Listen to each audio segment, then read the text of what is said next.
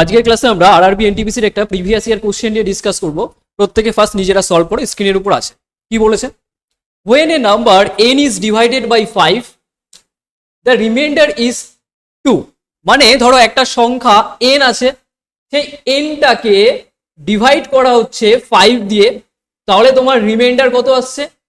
Reminder তোমার আসছে 2 আসছে। ক্লিয়ার?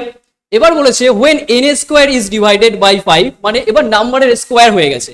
কি বললাম? নাম্বারের স্কোয়ার হয়ে গেছে আর সেম 5 দিয়ে ডিভাইড হচ্ছে, তাহলে তোমার রিমাইন্ডার কত হবে? একটা জিনিস মনে রাখবে, নাম্বারের সাথে যে অ্যাকশন করা হয় রিমাইন্ডারের সাথেও সেম অ্যাকশন করলেই আমরা অ্যান্সার পেয়ে যাব। প্রত্যেকটা শিফটে এই টাইপের কোশ্চেন কিন্তু পাবেই পাবে। ক্লিয়ার?